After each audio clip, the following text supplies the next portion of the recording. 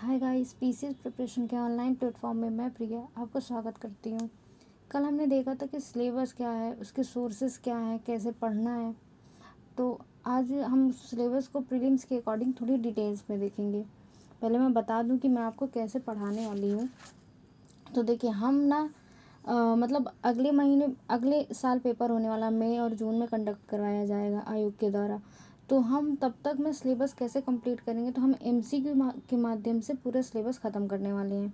मैं शुरू में देखिए 20 क्वेश्चन कम से कम करवाऊंगी एक दिन में, 20 क्वेश्चन। और अगर देखते हैं कि इसे लग रहा है कि समय कम पड़ जाएगा, सिलेबस बहुत ज़्यादा, कंटेंट बहुत ज़्यादा है, तो मैं 20 की जगह 25 क्वेश्चन, 30 क्वेश्चन इस तरह करवाऊंगी ताकि जल्दी से जल्दी चीज़ें ख़त्म हो पाएँ। अगर आपको क्लासेस ठीक लगे तो आप नोट्स बनाते चलिएगा और शॉर्ट में बनाइएगा, और अगर नहीं बना पाते तो एक बार बताइएगा, मैं बता दूंगी शॉर्ट नोट्स बनाते कैसे हैं। तो आज हम थोड़ा और डिटेल में देखेंगे सिलेबस को। तो पहले हिस्ट्री का सिलेबस देख लेते हैं। प्रीलिम्स के अकॉर्डिंग है ये, ठीक है। मेंस के लिए आप ये मत देखिएगा, पर प्रीलिम्स के अकॉर्डिंग ये बहुत डिटेल में मैं आज सिलेबस आपको बताऊंगी कि हमको क्या पढ़ना है और कहाँ से पढ़ना है। ये तो मैंने आपको कल बता ही दिया। तो कैसे पढ़ना है, क्या पढ़ना है, आज हम देख लेते हैं। तो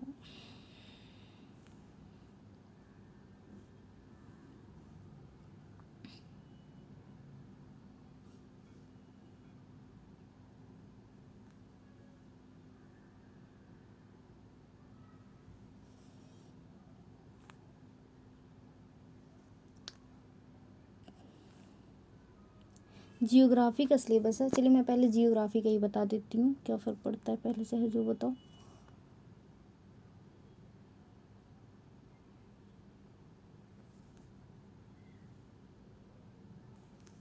तो पहले आता है सामान्य विश्व भूगोल, भौतिक, सामाजिक एवं आर्थिक, सारे टॉपिक्स में स्टेप बाय स्टेप दिए हुए हैं। तो पहले हम देखते हैं कि ब्रह्मांड, सामान्य विश्व के भूगोल में क्या क्या आता है।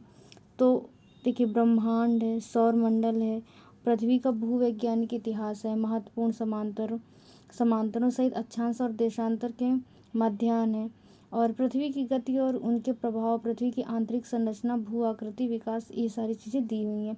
विश्व की जनसंख्या, वो बहुत इंपॉर्टेंट है, यहाँ से क्वेश्चन आते हैं। जलवायु विज्ञान, समुद्र विज्ञान, दुनिया से मानचित्र आधारित प्रश्न, ये सब चीज़ें भी इम्पॉर्टेंट हैं। तो हम ये सब चीज़ देखेंगे एमसीक्यू के माध्यम से। विश्व के मानचित्र आधारित प्रश्न हैं, इन्हें भी, ये सारे इम्पॉर्टेंट हैं, ये भी देखना पड़ेगा। और भारत के भूगोल में देख लेते हैं। तो इसका भौतिक भूगोल जो है, इसमें स्थान है, अक्षांश, देशांतर, उत्तरी पर्वत, भारत के मैदान, प्रायद्वीपीय पठार, भारत के द्वीप, हिमालय और प्रायद्वीपीय जल निकास प्रणाली, और तापमान की स्थानिक और अस्थायी वितरण, दबाव, हवाएं, वर्षा, भारतीय मानसून परिवर्तनशीलता, भारत के जलवायु वगैरह हैं जो भौतिक भूगोल के अंडर में आते हैं। तो हम ये भी देख लेंगे।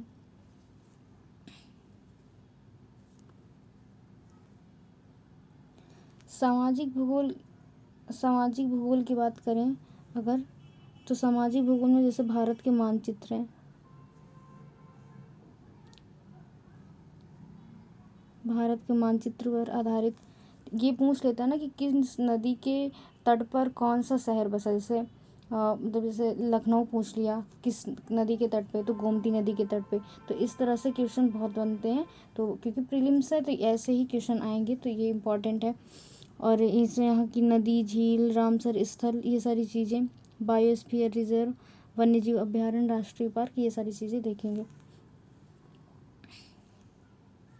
भारतीय आर्थिक और मानव भूगोल, इसमें कृषि, टाइपोलॉजी और भारत में उगाई जाने वाली प्रमुख फसल, कृषि, जलवायु क्षेत्र और भूमि सुधार, भूमि उद्योग पैटर्न, पशुपालन, मत्स्य पालन और जलीय कृषि, जल संसाधन, खनिज संसाधन, ऊर्जा संसाधन, जनसंख्या और वृद्धि की प्रवृत्ति, भारत में साक्षरता, जनजाति और नस्लीय समूह, ग्रामीण और शहरी बस्तियां, उद्योग, परिवहन की संरचना, ये सारी चीज़ें हम देखेंगे। चिंता मत करिए, सब मतलब करवाया जाएगा और सब एमसीक्यू के फॉर्म में करवाएंगे। बहुत बर्डन नहीं होगा आपके पास। जैसे 20 क्वेश्चन करवाया, आप उसके शॉर्ट नोट्स बनाइए और वो आप सुबह उठ के रिवाइज़ कर लीजिए। 1-2 बार रिवाइज़ कर लेंगे तो वो आपके माइंड में रहेगा, और टाइम टाइम पे रिकॉल करते रहिएगा तो फिर मतलब हो जाएगा, मतलब बहुत बर्डन नहीं पड़ेगा आप पे। और ये तो जियोग्राफी का हो गया। हिस्ट्री का देख लेते हैं।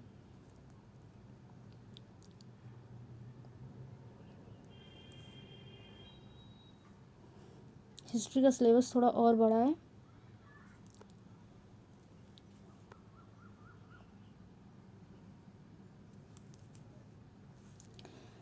तो भारतीय इतिहास के सामाजिक, आर्थिक एवं राजनीतिक पक्ष, पहले यहाँ से देख लेते हैं कि प्रागैतिहासिक काल में हमको क्या क्या पढ़ना है। हड़प्पा एवं सिंधु घाटी सभ्यता, वैदिक युग, महाजनपद, धार्मिक सुधार, मौर्य काल, उत्तर मौर्य काल, संगम काल, गुप्त काल, गुप्तोत्तर काल का संक्षिप्त इतिहास और मुख्य विशेषताएं।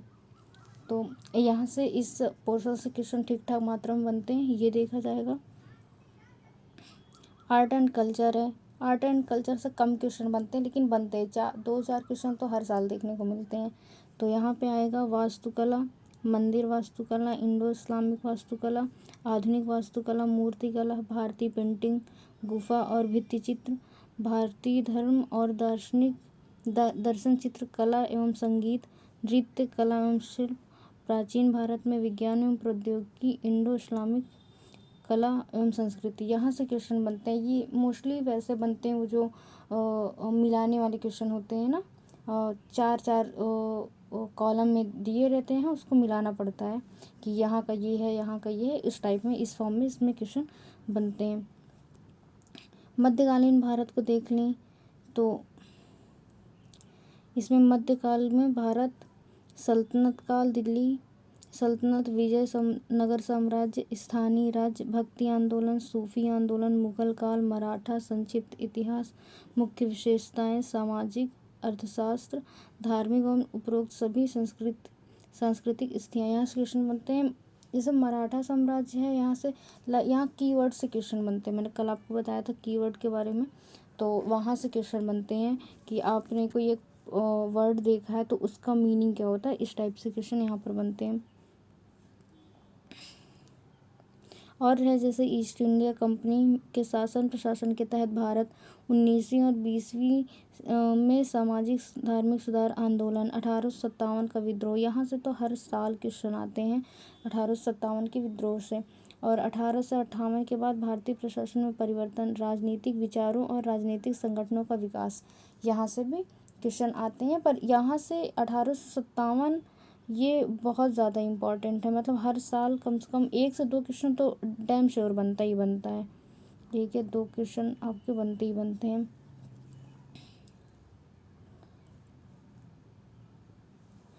फिर आता है कि भारतीय राष्ट्रीय आंदोलन, आंदोलन से भी बहुत क्वेश्चन बनते हैं। देख लेते, खिलाफत आंदोलन है और असहयोग आंदोलन है, वामपंथी आंदोलन, क्रांतिकारी आंदोलन है, तो यहाँ से भी क्वेश्चन बनते हैं।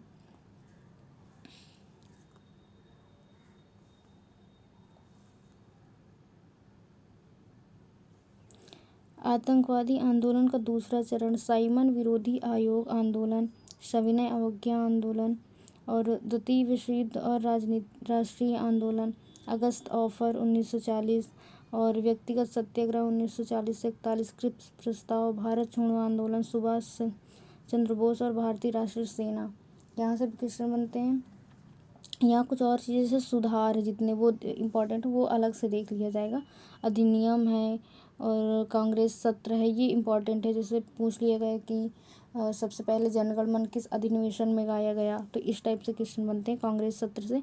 गवर्नर जनरल वायसराय, इसमें से भी क्वेश्चन बनते हैं। जैसे जब देश आज़ाद हुआ था तब यहाँ का गवर्नर जनरल कौन था, इस टाइप से भी क्वेश्चन बनते हैं। और जैसे हमको देखना जनजातीय आंदोलन देखना पड़ेगा, किसान आंदोलन, जनजातीय आंदोलन इतनी समय बहुत इम्पॉर्टेंट है क्योंकि अभी नई प्रेसिडेंट बनाई गई हैं द्रौपदी मुर्मू, जो कि जनजाति हैं, संथाल जनजाति से रिलेटेड है, तो इस वजह से इतनी समय जनजाति जैसी चीज़ें इम्पॉर्टेंट हैं। और दलित आंदोलन है, महिला आंदोलन है, प्रेस और प्रकाशन की भूमिका, व्यापार समूहों की भूमिका, ब्रिटिश भारत की विदेश नीति, ये सारी चीज़ें फ़िलहाल इम्पॉर्टेंट है, ये भी देख लिया जाएगा। और मैंने ये तो बता ही दिया कि हम पढ़ेंगे कैसे। तो अभी हमने किस में कंप्लीट किया है जियोग्राफी। 1 मिनट रुकिए आप।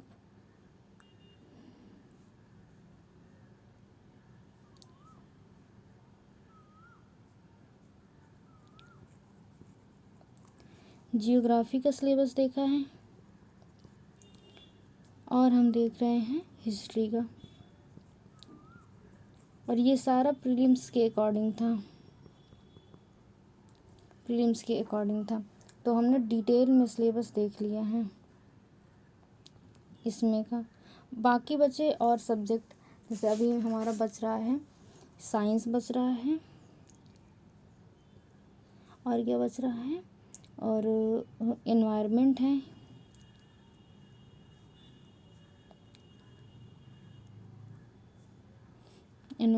है, साइंस है, एनवायरनमेंट है, और फिर है पॉलिटी, और है इकोनॉमिक्स। यहाँ से अभी ये इसका जो सिलेबस है वो कल मैं डिटेल में बताऊँगी। 2 सब्जेक्ट उठाएंगे तो हो जाएगा। अगर और टाइम मिलेगा ना तो 3 दिन या चारों सब्जेक्ट कल एक ही बार में बता दिया जाएगा। तो तब हम ये इसका भी देख लेंगे। और जो मैंने सोर्सेज बताए थे आप अपनी तरफ से पढ़ते जाइएगा। पढ़ के अगर क्लास में आएंगे तो और अच्छी बात है, और नहीं पढ़ के आएंगे तो करवाना तो है ही, पर अगर आप पढ़ लेते हैं ना तो चीज़ों को ज़्यादा अच्छे से आप समझ पाते हैं। तो आज की क्लास यहीं से ख़त्म करते हैं। Thank you so much. जय हिंद, जय भारत।